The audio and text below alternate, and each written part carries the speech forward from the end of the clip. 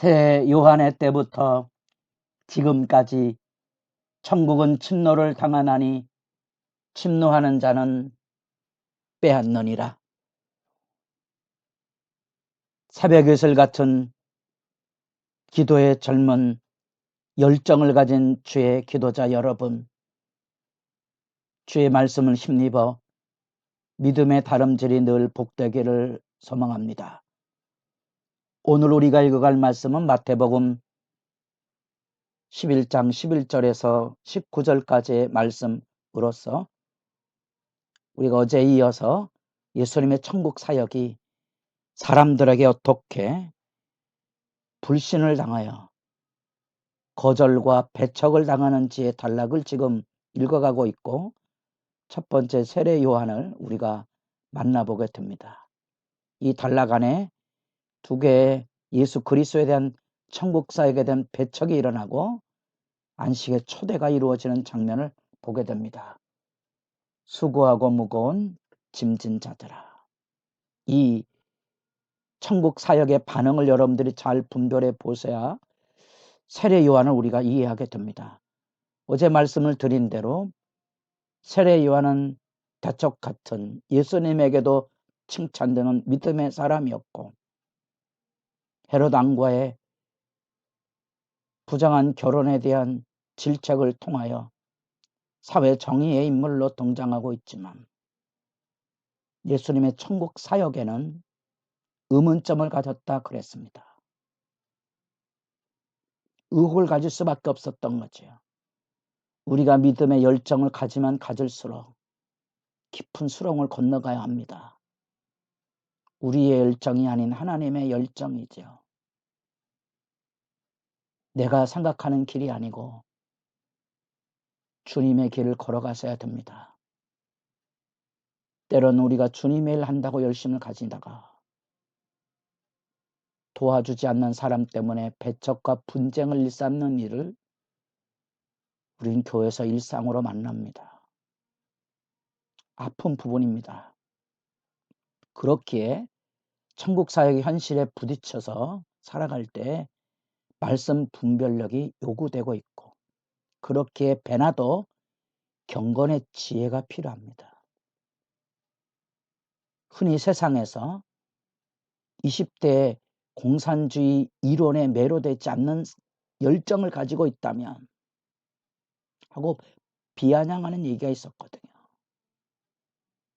그러나 만약에 사회 경륜을 가져야 될 40대, 50대 공산주의 이론을 가지고 있다면 그런 어리석은 자로 드러난다는 거죠.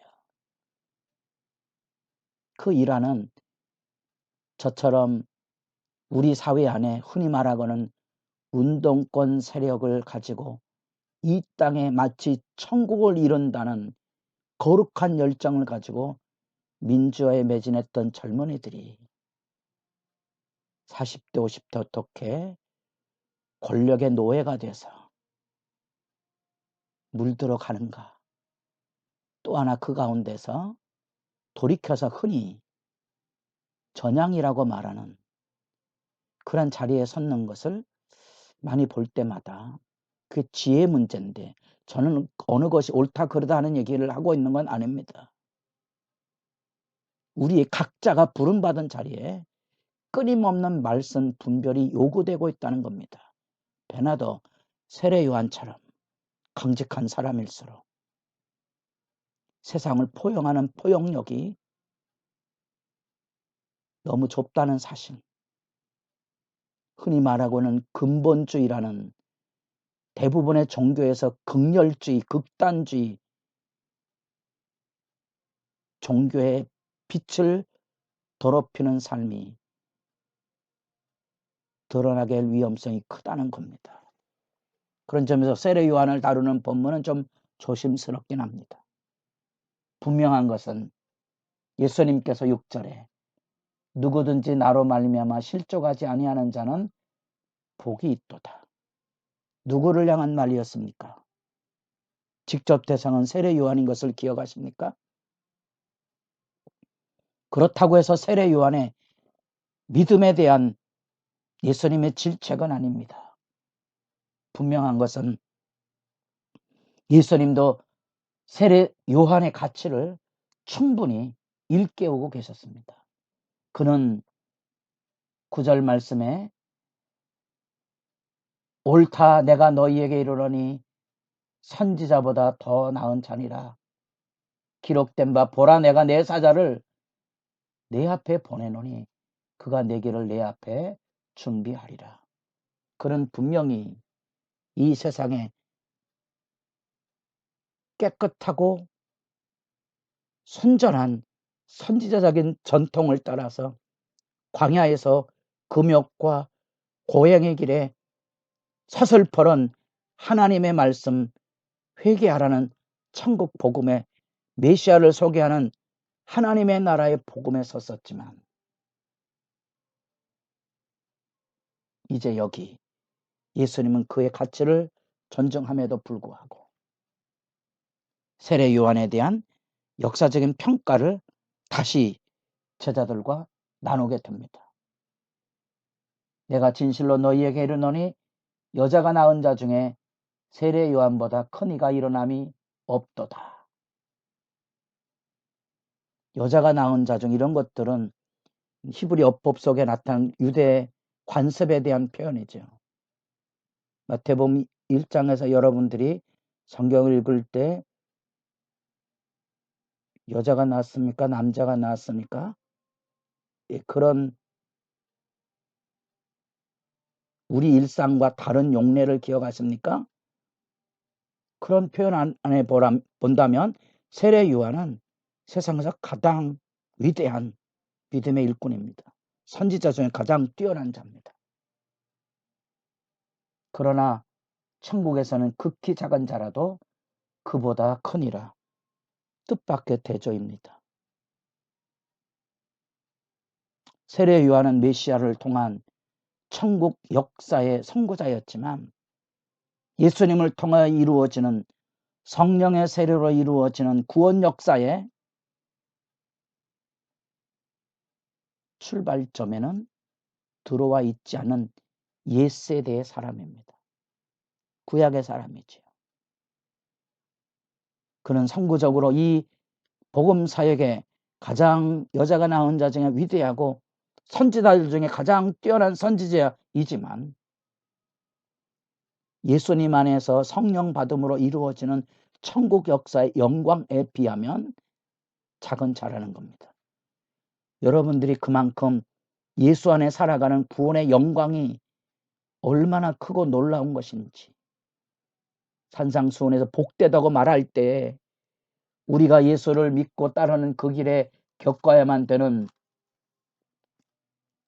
시련과 핍박과 아픔에 대해서 말씀하시기를 너희에게 복이 있다. 기뻐하고 즐거워하라. 하늘에서 너희의 상이 큼이라. 너희 전에 있던 선지자들도 이같이 받게 하였느니라. 기뻐하고 즐거워해야 하는 이유가 거기 있습니다. 이전에 선지자들이 그런 길을 갔다는 거예요. 하물며 우리가 천국 백성으로서 그런 사람들에게 모욕과 조롱과 박해를 받을 때 악의 대적을 할 것이냐. 기쁘게 천국 백성으로 세상의 조롱과 멸시를 짊어지고 가는 것이 아름답지 않은가 하는 이야기입니다.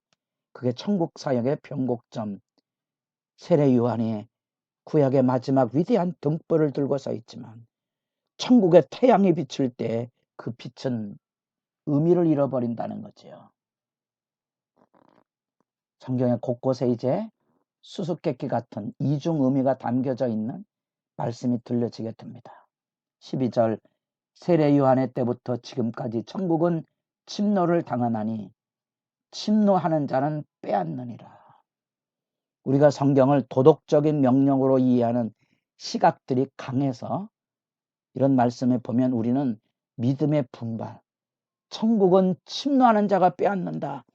기도하십시오. 믿음으로 도전하십시오. 싸워서 승리하십시오. 그런 긍정적인 측면의 슬로건과 같은 말씀으로 이해하는 성향이 짙습니다만 그러나 때로는 그 안에 담겨진 의미는 우리가 본문의 의미의 흐름을 잘 살펴보면 오히려 반대 개념이 큽니다. 반대 개념은 세례 요한의 때부터 지금까지 천국은 악의 세력에 의해서 폭력적인 회방과 대적을 만나게 될 것인데 그것으로 인하여서 빼앗기게 될 것이라. 수모와 아픔이지요. 이 견해가 이제 학자들 간에 설왕설래가 있고 여러분도 인생의 경험 안에 두 부분이 여러분이 기도의 영광을 경험할 때 두 부분이 함께 공유될 때가 많습니다. 그래서 성경은 성령 안에 만나는 말씀의 예술이고요. 계시입니다. 계시. 우리 각자가 말씀을 깨닫는 겁니다. 그러나 지금 11장에 나타난 흐름 앞에 제가 자꾸 도표를 그리는 이유는 지금 이 단락의 문맥은 예수 복음, 천국 복음 사역이 증거될 때 배척과 해방이 있다는 단락을 지금 우리가 읽어가고 있는 겁니다. 그렇다면 천국의 침노는 고난과 박해의 의미가 자연스럽다고 볼 수 있는 거지요. 그리고 예수님께서 비유를 듭니다. 세례 요한과 예수님의 사역을 그 당대의 장터 안에 일어난 일로 말씀을 합니다. 아이들이 장터 아래서 결혼식 흉내를 내고 장례식 모양을 좀 드러내며 한편에선 피리를 불고 한편에서는 애곡을 하는데 피리를 불어도 춤추지 아니하고 애곡 슬피 울어도 가슴을 치지 않는다는 거지요. 세례 요한의 금욕과 예수님의 삶의 기쁨, 천국 잔치의 얘기가 들려줘도 반응하지 않는 완악한 시대 상황에 대한 얘기입니다. 여러분, 예수님으로부터 이루어지는 천국 사역은 많은 고난과 박해가 수반되는 빛과 어둠의 싸움입니다. 빛의 영광을 품고 당당하게 싸워가시기를 바랍니다.